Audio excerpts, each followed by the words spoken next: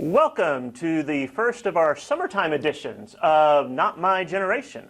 I am Professor James Davenport. This is my colleague, Dr.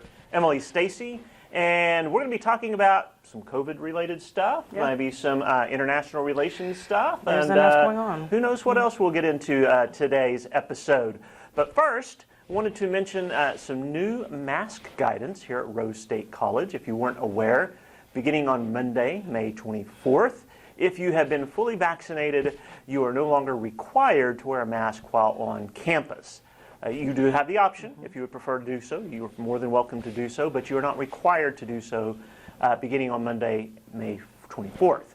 If you have not been fully vaccinated, you get to keep wearing the mask. So, be like Dr. Stacey and I, get vaccinated and take off the mask. Exactly, yeah. So this comes on the heels of the CDC, obviously, making the big announcement on Monday or Tuesday of this week. And a lot of folks have been, politically particularly, have been asking the question, well, if you believe in these vaccines and their efficacy, why are you still telling folks to wear masks everywhere? And so the CDC has been under a lot of pressure, politically certainly, to ease some of those COVID restrictions due to folks becoming more vaccinated, right? The vaccine penetration becoming much greater and COVID cases going down in terms of rate of infection. So that kind of brings us to a really weird place in society, I think, right? We've been conditioned for a year or more now to always be masked up, right?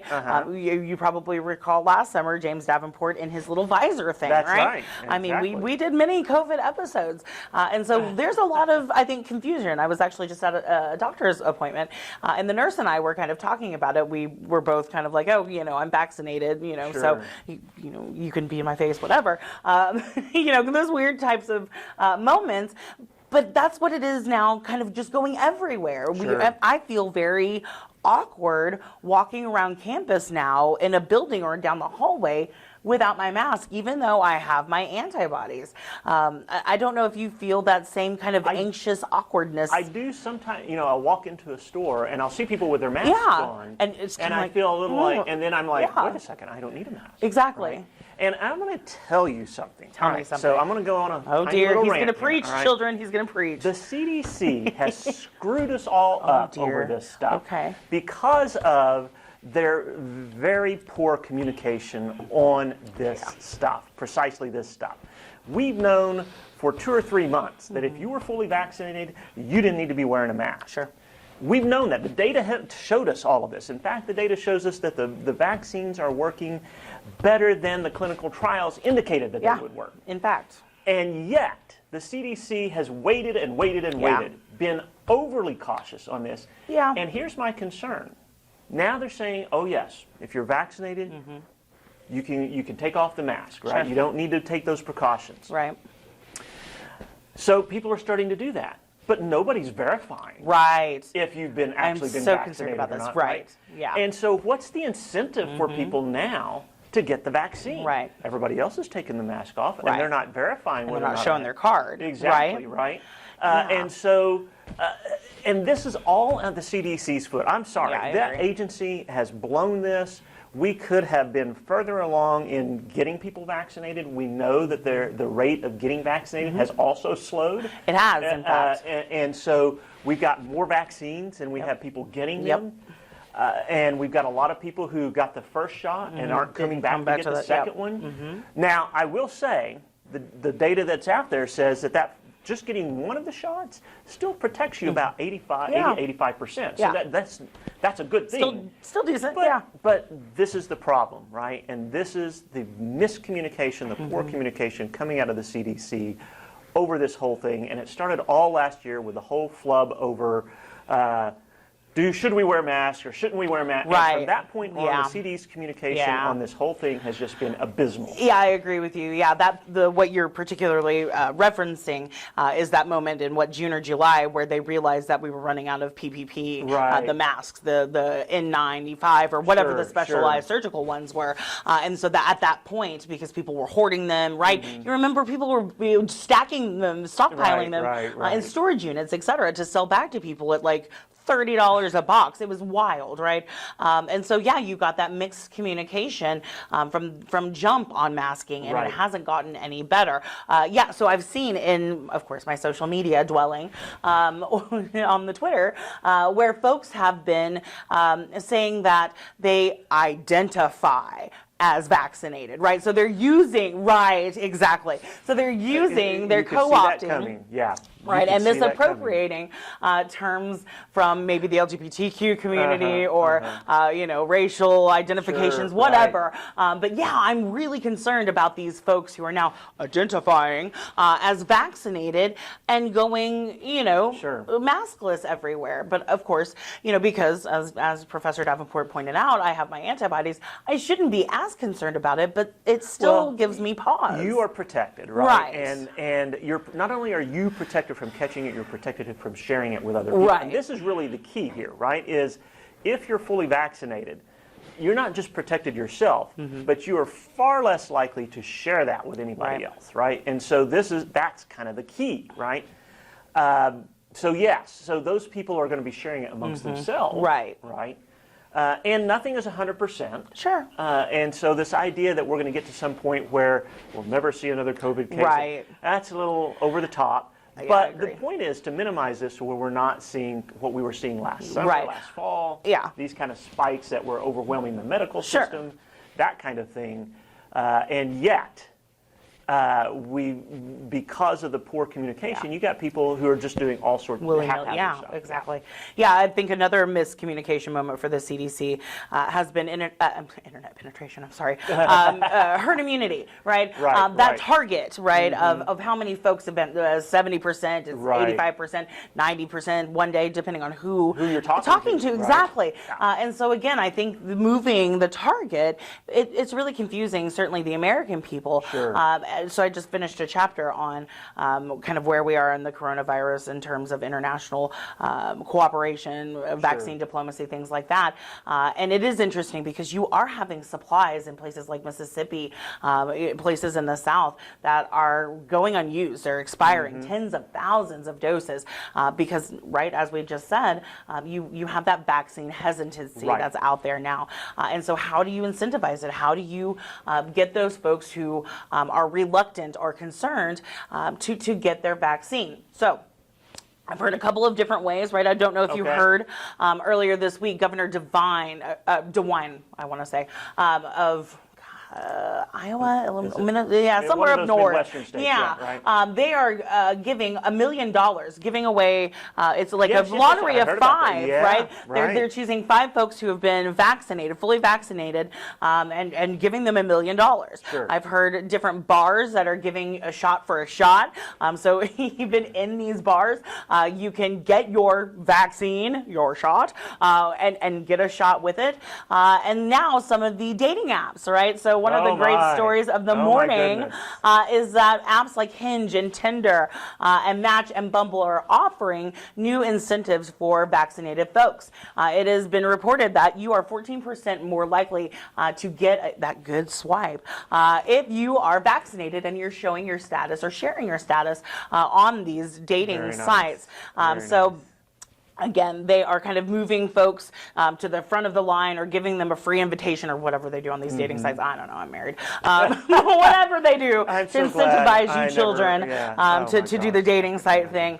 But different ones are using different kind of pokers, pun intended, to get people to get the jab. So I think that's interesting. And I think that's where you're going to see incentives come from these private institutions that I agree. Are going to find ways of making it attractive to people to do that, or having some kind of soft penalty for not. So like the dating apps, right? I'm less likely to get a match if I'm not vaccinated.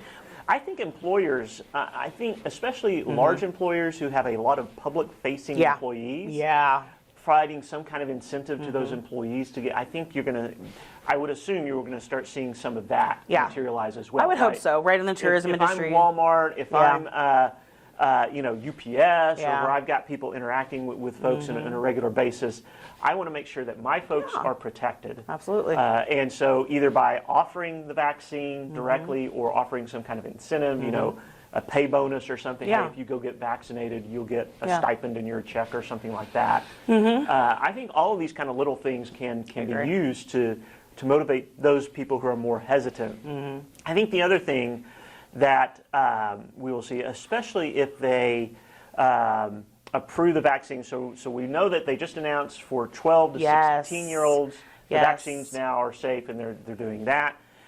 They're doing the testing right now on younger populations. It would not surprise me in the future to see this as perhaps one of the rounds of vaccinations agree. that schools Yeah. ask Yeah. for people to I have, agree. right? Yep. And once that happens, I think this becomes very normalized very quickly. Totally. Yeah. We don't question requirements that public schools place on people for Hep getting the A's. measles, Yeah, right. mumps, and all of these other things.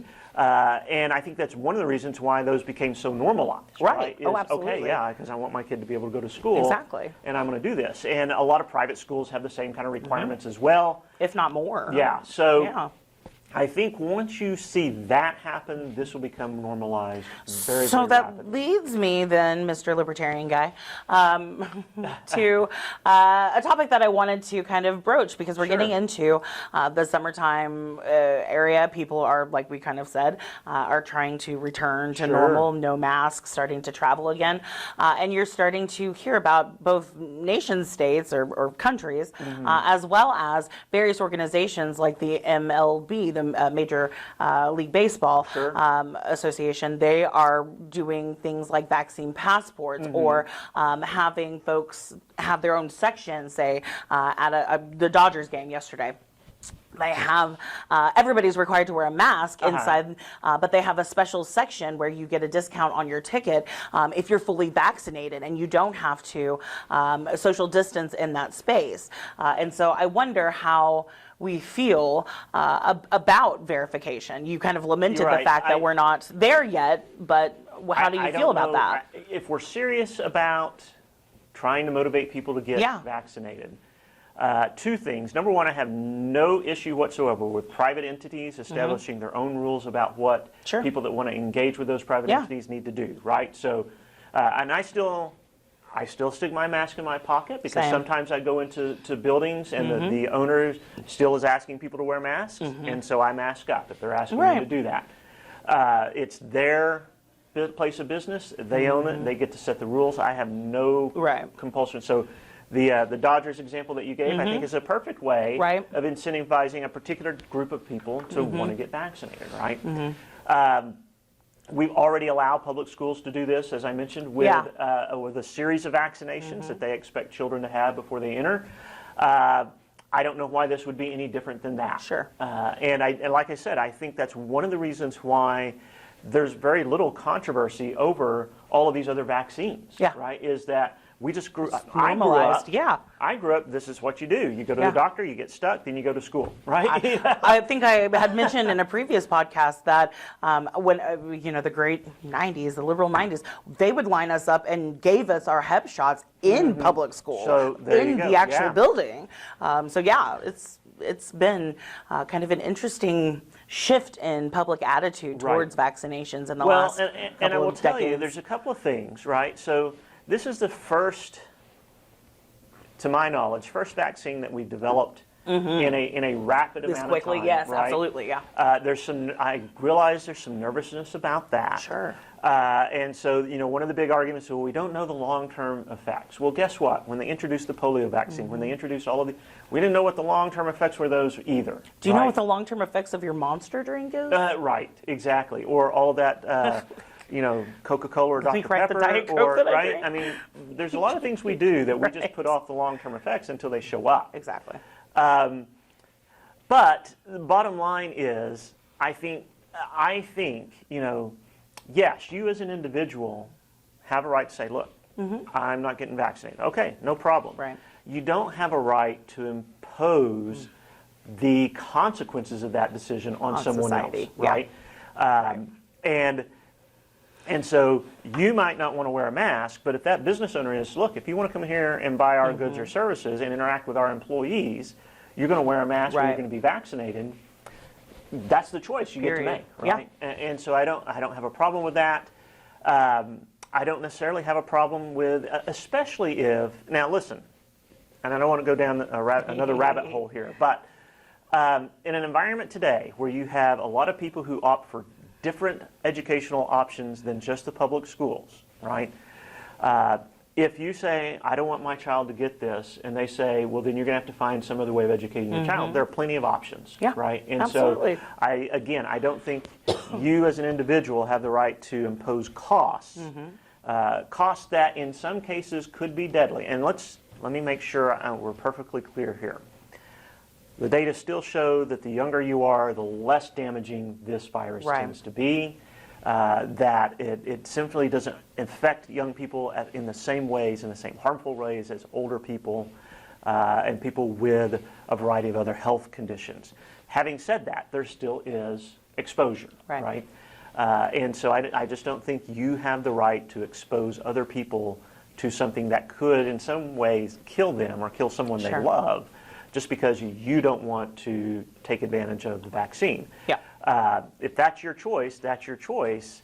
But that means you're going to have to make alternative arrangements, probably for a whole range of things that you do. Absolutely, right. And if you're comfortable with that, more power to you. Exactly. That's your liberty. That's your liberty, right? But your liberty ends at my body. Exactly. Right. I mean, that's it should. reality. It ends where my body starts. And now, if I am willing to expose myself to that, that's something else. But a lot of people aren't, and I think you're going to see.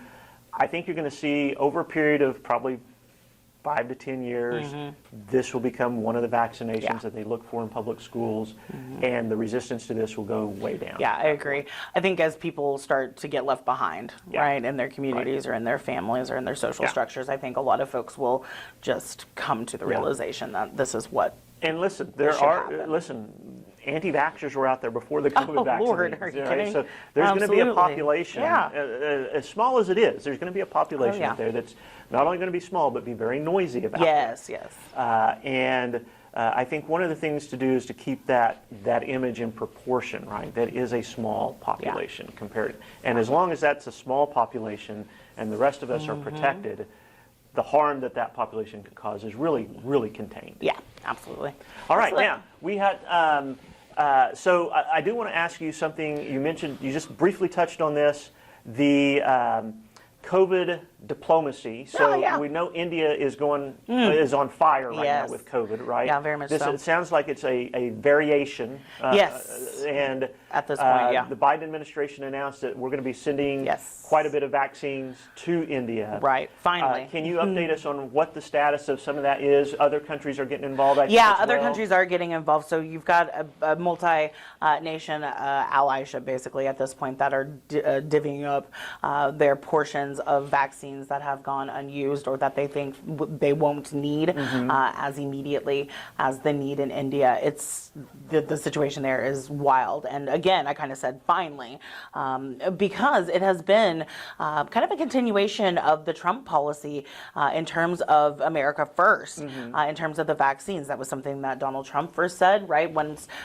we develop these vaccines, they will go to Americans first. And until all Americans are fully vaccinated, we're not going to send them anywhere else. And Biden really kind of followed up, right? He doubled down on that.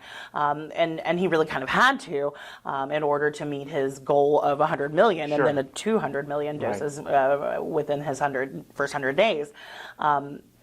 And so that really did allow for a surge in India, and not just India. There are parts of Latin America and South America. Brazil is actually going through a very, very similar situation where it's just densely populated. Densely populated. The environment is right. Unfortunately, in both Brazil and India, there are nationalist parallels between their leaders who initially kind of poo-pooed the virus and didn't really advocate dictate the precautions that needed to be taken, social distancing, et cetera. And when they did finally lock down their societies or take those measures, by and large, it was too late. It was because, again, they're so densely packed. They're so densely populated.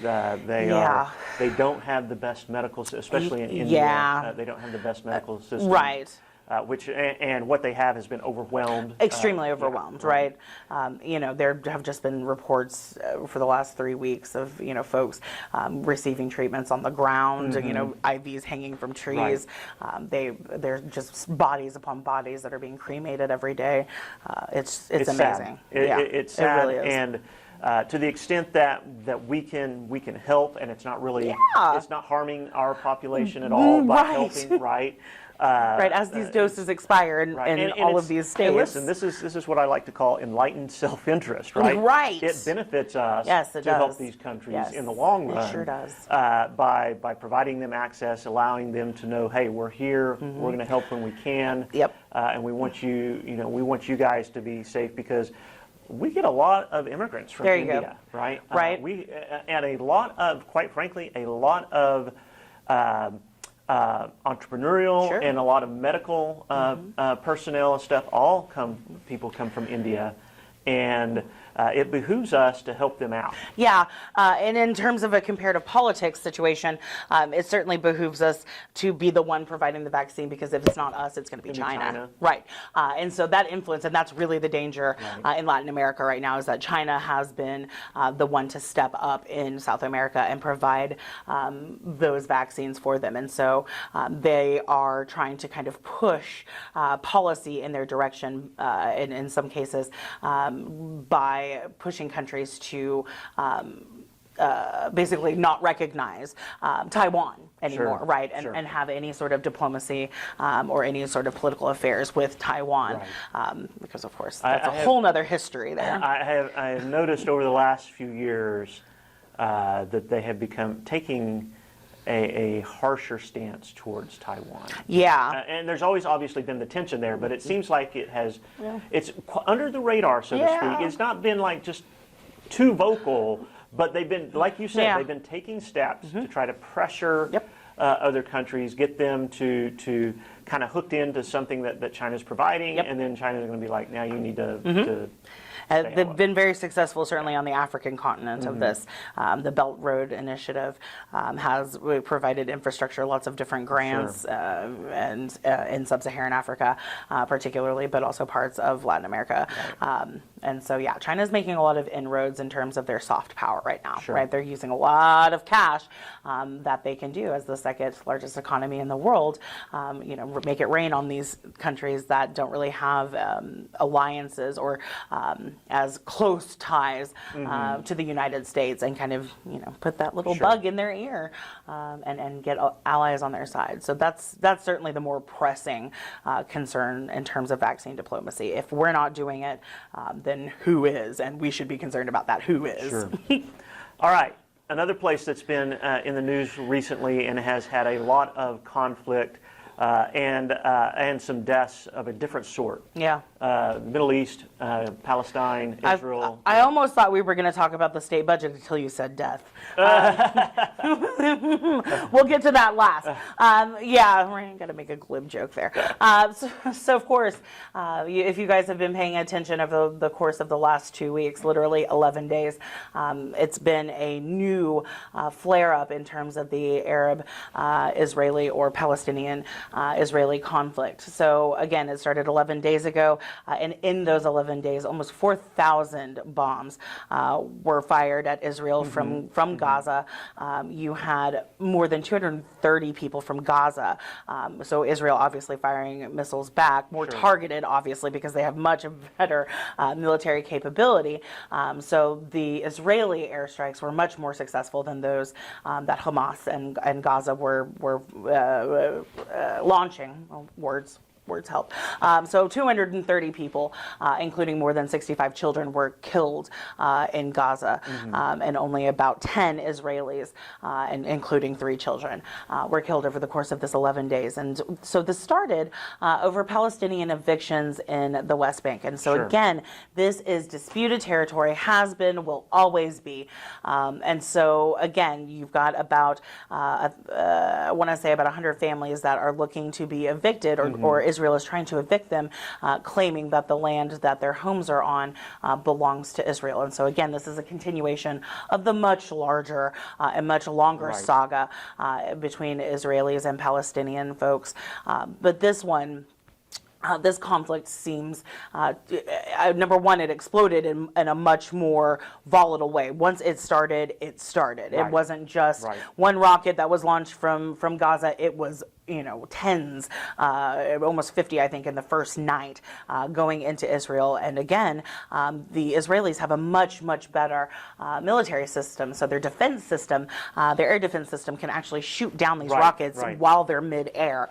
So the ones that actually did hit in Israel were simply missed by their defense system, which is why there are so few deaths in Israel proper, if you will. And so again, this conflict, again, it has been so prevalent throughout modern American history, obviously, or presidential history, I should say. You've got presidents dating back to Nixon, for sure, who have tried to alleviate this conflict, right? We've got 30 days where you've got various conflicts that have occurred since the 1970s, infantadas, etc. And it's dangerous, and we hear all the time in terms of comparative politics, foreign policy, about a two-state solution, right? How we just need to, delineate the borders and blah blah blah, and that's really kind of what exists right now. It's obviously not in terms of international recognition, but by and large, it's sort of arranged in that area, except for in Jerusalem, which is shared between the faiths. But there's no definitive and internationally recognized sovereignty, obviously, for Palestine versus Israel. And so that leaves Palestine open to the whims of Israel taking claim on their territory, or of the disputed territories. So there's a ceasefire, right? That was announced yesterday. So far today, it has been holding up. There has been no signs of violence or bombings from either side this morning. The damage is it's incredible to look at Gaza and to see buildings. So one of the most important things that happened, and I think one thing that will lead to international, number one, has led to international condemnation, there we go, but also to look at the ways in which we view the press in the future. On Wednesday of this week, is either Tuesday or Wednesday, Israel targeted a very large building, an office building, but was also had residential homes or apartments as well. But it housed the Associated Press and Al Jazeera.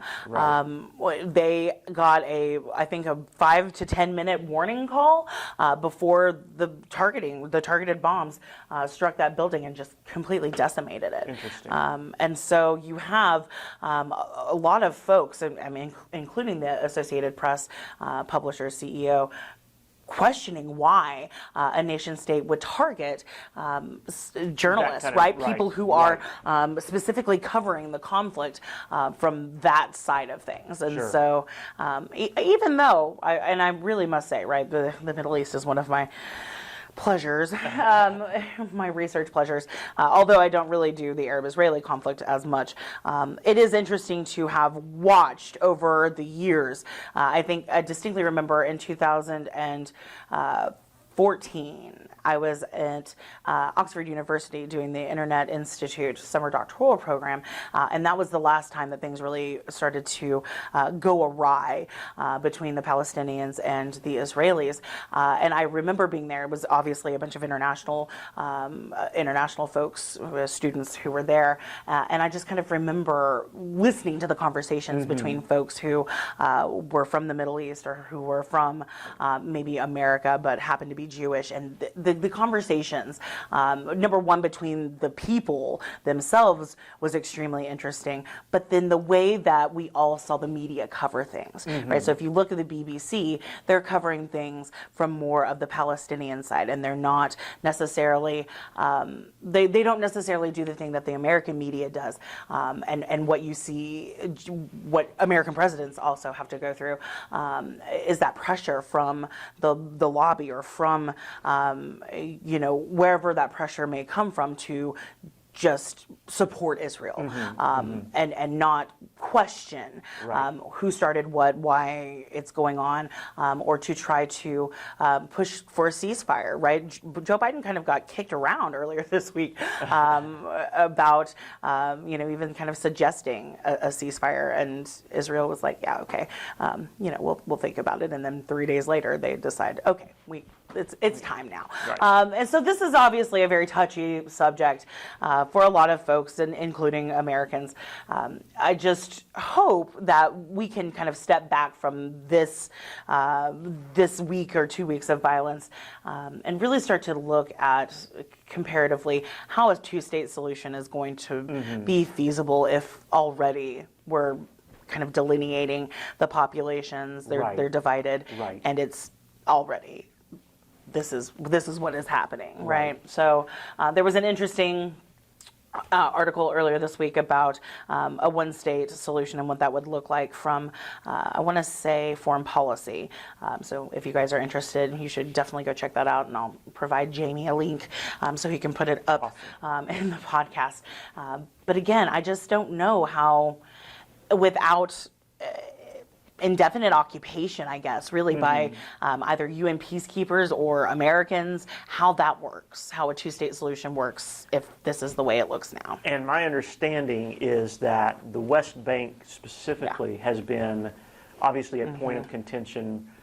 My understanding is since the Yom Kippur conflict, so back in the late 60s, early 70s, and since that time, there has been this because that was when I think Israel kind of expanded and took over the West Bank, so to speak, and have claimed it since. And so, yes, this has been an ongoing conflict. It's not something that, as you said, just sprung up. It has been ongoing. I think it's clear there have been bad actions from both sides. Yeah, absolutely. And to the extent that we don't acknowledge that, we can't solve the problem. That's it. Right. That's it. If we can't acknowledge that there have been bad actions by both sides in this conflict, then we're never going to get to, okay, well, how do we resolve this then?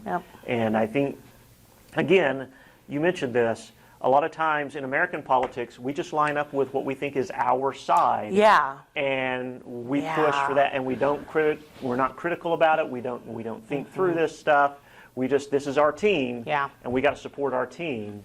And I think, we see that we're not the only country that deals with that, but it's just that's one more extension of American domestic politics that now influences our international behavior. Absolutely. So stay tuned. We'll see if the ceasefire continues.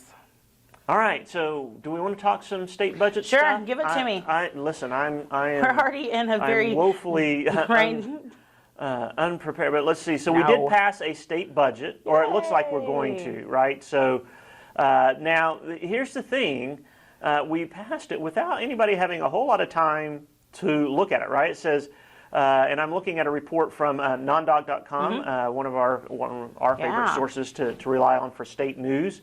Says that they had a few hours for the public, media, and even some lawmakers to actually review what was in these massive bills that were part of the budget. And it included 40 bills, right? So can you imagine that? And and listen, if you think legislators read everything that they vote on, you are woefully misinformed.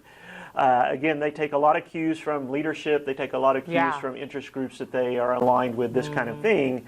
And so let me see if I can find some highlights here.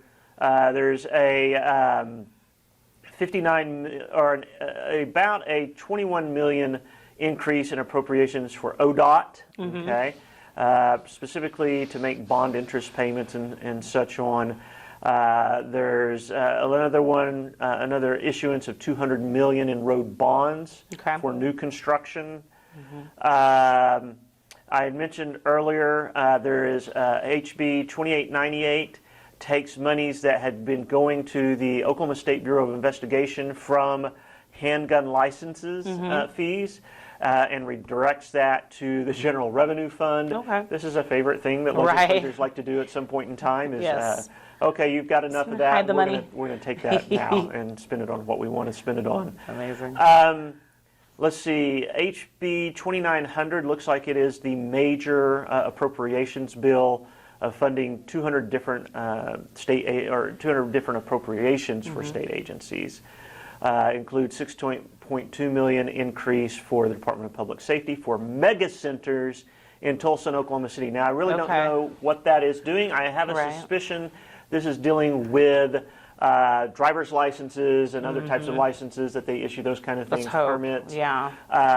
Right now, if you haven't interacted or tried to get your license renewed or something like that, you probably aren't aware that there is a huge backlog. I mean, you're like 2 months out if you actually want to step foot in there. I was told I've got my two youngest are getting their licenses this year, and we were told that if you just try to walk in like I used to do all the time, that you probably want to get there at like 1 o'clock in the morning. Oh my goodness. Because that's when the lines start forming. Oh my gosh. And if you get there any later, you're probably not going to get in. So it's a huge backlog. I was able to renew my driver's license online. Oh, really? So yes, so you can do that. However, it will not be a Real ID compliant license, right? So if you're not familiar with this, this is part of a federal program where they're requiring states to when they issue driver's license to make them conform to certain requirements that will basically translate across the country and help ensure better identification of the individual, that kind of thing. And so Oklahoma has been slow to comply with that. You think? We're finally getting around, and of course COVID. That was passed directly after 9/11. Right. Yes. We continued to ask for extensions until we ran out of extensions, and the federal government and they finally said you're not getting any more, right? You're going to have to buy that equipment, sir. So Oklahoma's finally getting around to do that. COVID has thrown a huge wrench into the plans, so it's taken a while. Right. Let's see. $1 million increase for the Choosing a Childbirth program. So I'm not familiar with that. It sounds like something to help expectant mothers or reduce abortion. I don't know. I don't know what that particular program is or does. There's also hiring 76 positions with the Oklahoma Medical Marijuana Authority. 62 of those are compliance enforcement positions. Let's see.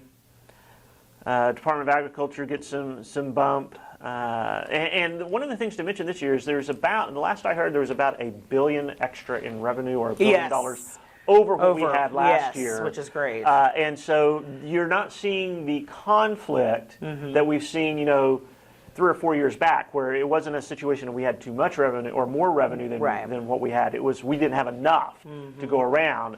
So you're not quite seeing the conflict. Now, of course, a lot of the criticism about this process is it's heavily leadership driven. Yes. That the leaders are developing these ideas. So the leaders in this situation would not only be like the Speaker of the House and the President Pro Tem of the Senate, but the appropriations chairs for the 2 major committees in those bodies. Some of the committee members on there, as well as people from the governor's office. This kind of gets done. Again, I hate to use this. I don't want to disparage anybody, but you get the backroom deals. Right, we're going to create this, and then we're going to tell the rest of our members, here you go. Right? Yep. And the rest of the members are kind of left trying to scramble, consume as much of this as they can, and then take their cues from the leadership, who are the very people who wrote it. Right? So it's not entirely transparent. I think that's one of the criticisms that we saw from some of the Democrat leadership in the legislature is that, listen, this is not very transparent. We're not getting informed. We're not being included. And And they made the point that it wasn't just them, the Democrats, Right. that weren't being included. They No. said some of your own members are not being included. Yeah, in if you're this not on process either. leadership, you're basically left out of this process. Right, and so there's some criticism of that. Overall, though, I would say the criticism or the conflict is much reduced from what we've seen in past years. You're certainly not seeing the conflict we saw last. If you remember this time last year, the governor vetoed all 4 of the major budget bills, and then the House and Senate had to come back and override those. Right, so you're not seeing that kind of. It seems like they've solved those communication issues, whatever those were from last year. Everybody seems to be much more on the same page. I'm trying to see. So there was a bill to reduce the corporate income tax, and there was another one to reduce the personal income tax. The one that reduces the personal income tax also restores the refundability of the state's earned income tax credit. And so, which I think actually is a good thing. Listen, to the extent that you're going to provide certain types of assistance to low-income households, I think the earned income tax credit is one of the best ways of doing that, because it targets. Exactly. It's not a kind of a shotgun approach. It targets those households, and it provides them resources that can help them. So I think that's probably a good thing that they did that. It cut the personal income tax by 1/4%. I'm not a big fan of the income tax anyway. Same. But I just don't know that 1/4% is. What's the point? What is the point? What's the point at that rate? Other than, and listen, flyer. okay, I'm gonna cast somewhat of an aspersion. Don't read too much into this, but this was the Speaker's bill. Yes. That to do this.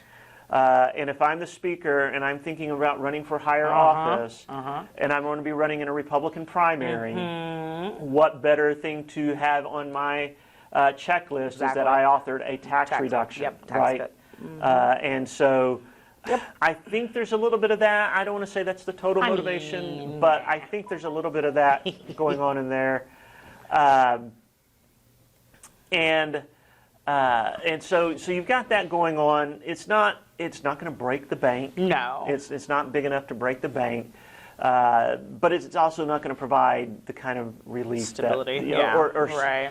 Listen, the reason the arguments that we hear about doing this, and some of this is good and some of this goes too far, is that we're going to stimulate more economic activity. People are going to have more money to spend. Businesses are going to have more money to spend. That kind of thing.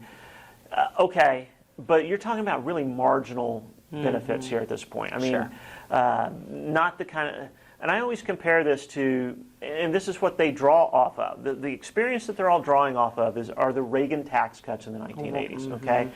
But you got to remember, the high marginal tax rate in the 1980s was 70%. Wow. Okay?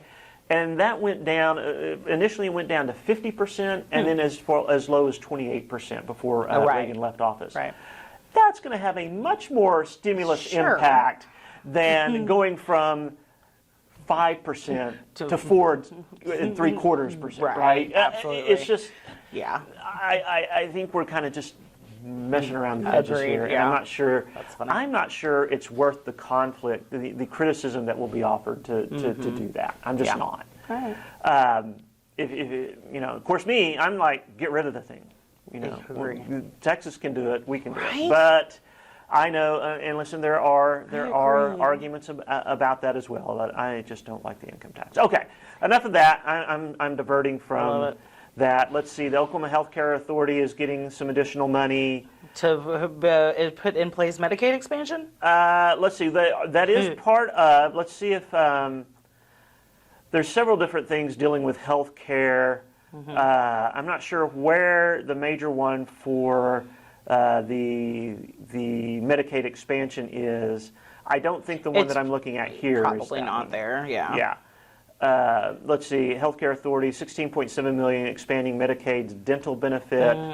$7.6 million for alternative treatments of pain management. But that's all within, I think, the Healthcare Authority or Medicaid proportion. We do know that, because of the constitutional amendment that was passed last summer, that they are having to devote additional resources to Medicaid as well. Yes, they so are. A lot of stuff in here. The good news is we have more money Yeah. than we had. There's always going to be arguments about where that should go. There were increases also to education included in this. So, do you have anything else that you want to throw in there? No, it's a week before session is over and they have a budget that's kind of miraculous for the Oklahoma legislature. They've got this, and I was up there last week, and they were saying they were really hoping to get this done early. Yeah, I wasn't sure. Earlier in the week, there was kind of a tit for tat going on between McCall and Treat. Right. So it was touch and go there until about Wednesday afternoon. Well, I will say, just from my observance of the legislature over a couple of decades, McCall and Treat seem to be much more effective as leaders than I've seen in the legislature in quite some time. Yeah. They don't have, because everybody's term limited, including them. Yeah. They don't quite have the power and influence that some of their predecessors did, who were not under term limits, right? I agree. But they seem to, be able to wrangle their members in the direction they want them to go. Yeah. And they seem to, when they have conflict between one another, find a way to work that out. Yeah. And so whether or not you agree with everything they do, that's beside the point. It's just as effectiveness, as leaders of the legislature. They're good politicians. They seem to have their act down pretty well. All right, one last thing before we go. I want to get your opinion. So Stephanie Bice was the breaking member in the Oklahoma delegation that voted to approve a January 6th commission on the insurrection. Thoughts? I saw that. Thoughts? Is she going to her. get eaten by the Republican She very Party? well might be. Yeah. Right? Now, will it be make or break? I don't know. But I mean, her election was, and if you pretty remember, close. so this is kind of a reversal for her, because when they were counting the votes, right? Yeah. She was a vote against counting the disputed states, or the Trump disputed states anyway. So this is kind of a reversal for her. It'll be interesting to see. Now, every district's a little bit different. We know that her district has become a little bit more purple, right? Yes, definitely. So maybe she's feeling Leaning a little bit in, of that. yeah. I don't know. I just thought it was really interesting. Her of all of them. Right. The newest member. Right. And she's been very vocally for Trump, hanging out with Marjorie Taylor Greene, things like that. And so I clutched my pearls a little bit on Stephanie Bice. So it'll be interesting to see how this plays out. I do think there will be some very much consternation from conservative folks. Yeah. I don't know what her colleagues will be like towards her in regards to that. I don't get the feeling, and I think she is going to have some cover from like Senator Inhofe. Who was the lone member of the delegation when they were disputing this and said, "Hey, this is silly. This is crazy." And again, I'm going to go to. When was the last time that Senator Inhofe was the voice of sanity on something this controversial, right? So she will have some cover, I think, from him. At least as long as he's there. As long as he's there, and that becomes the next question: is how long will that be? But I think watching how she handles this will be very interesting. Same. And what kind of reaction? Now, I haven't seen yet a lot of criticism of her for that. Yeah. But this stuff kind of has a way of seeding some things, and then down the road you start seeing this kind of feel. Exactly, yeah. Once you get the commission together, I think. And if they come out with any kind of substantial criticisms or allegations or whatnot, she may end up getting some blowback at that point. But I think I think it was the right thing. Agree, to I do. do too. And I am going to say, and I've said this before. The attack on the Capitol was serious. In this sense, no, not everybody there was out to harm a member of Congress, but enough were. And that was the intention. We've seen the indictments rolling through. Yes, we have seen plenty of people being arrested and being folks. charged. And here's the thing: I don't think you can point to Trump's comments that day and say this is exact. But he was supportive enough. Yeah. And over the previous 4 or 5 months, he had said plenty of inflammatory things that would gender people up who were inclined to take action to feel like they had his blessing to do so, right? And to that extent, I think you can certainly say part of this. Is it enough to say in a court of law, you're going to be held? I don't know that it is. Well, we'll find out pretty soon. Some of these, these folks are using that as their defense. Right, and so I don't know that Trump will ever face criminal sanctions on this. I just don't know that you can get him there. Such a free speech but issue. I do think his speech gave them permission, at least in their minds, to take this kind of action. Yeah, agree. Maybe if we were under, a different standard other than Brandenburg. And I am concerned. I am concerned that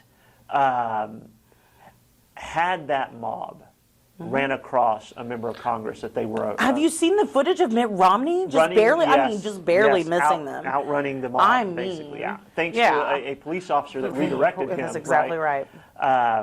And that's a Republican. Imagine if they had come across Nancy Pelosi or Chuck Schumer. We'd be talking about a completely different thing. This would have been very ugly very quickly. And so, agree.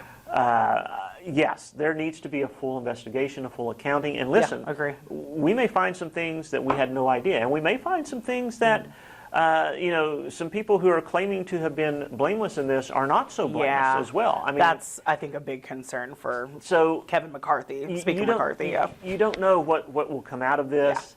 I think it is important that we get to the bottom of it, figure out why this happened, how it happened. And let's not let it happen again. And quite frankly, I'll be, just like I'm happy to have the masks off, I'll be happy when they take down all the barricades and such. Agree. There. I mean, that's just, that's not what we want. Yeah, and not what should be in a democracy. Right. Yeah. That's exactly right. Agree. All right. Anything else you want to share? That's all I had, sir. All right. I think this was a good one. This is good. We've been enjoying visiting with you guys. Get vaccinated. Yes. Take that mask off. I am looking forward to be teaching without one in the fall. So yes, maybe I'll sweat less. Yes, right. Oh my goodness. You guys have a great week. We will see you next time. And if you want to reach out to us, give us a topic that you'd like us to talk about, or constructive criticism, or just hate mail, whatever, No hate mail. You can reach us at notmygeneration@raider.rose.edu. We will see you next time.